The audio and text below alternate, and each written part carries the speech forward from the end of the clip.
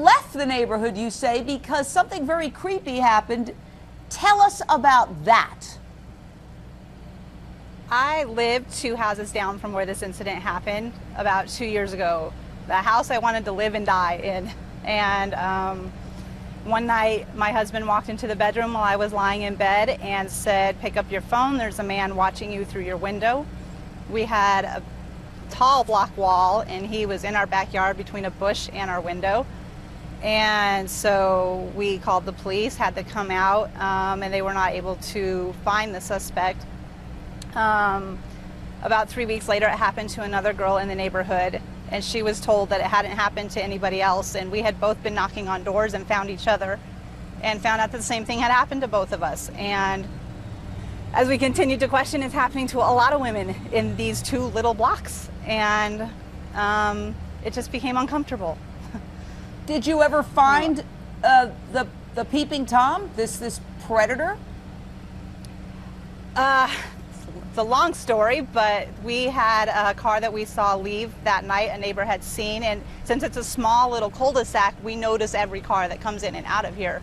And it was missing a tail light. And about 3 weeks later, I was running down the street here, and a car drove by and the taillight was out and it matched the description. So I immediately noticed the man and went and followed him, went to the house where that car was at and reported it, the license plate number, the description of him, to the police, and we never heard anything again.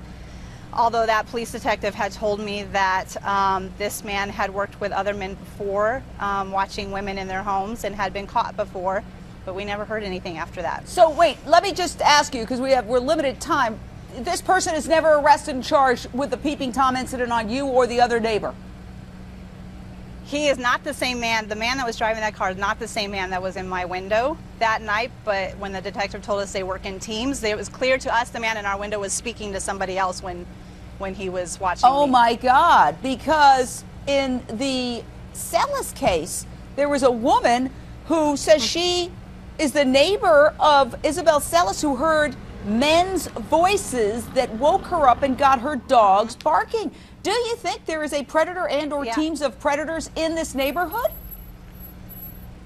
I'm afraid that there is, because as this is coming out, other women in the neighborhood are saying they've had stools under their bathroom window, or seen a man in their bathroom window.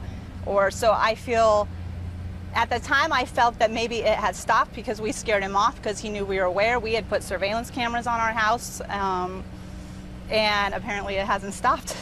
Unbelievable.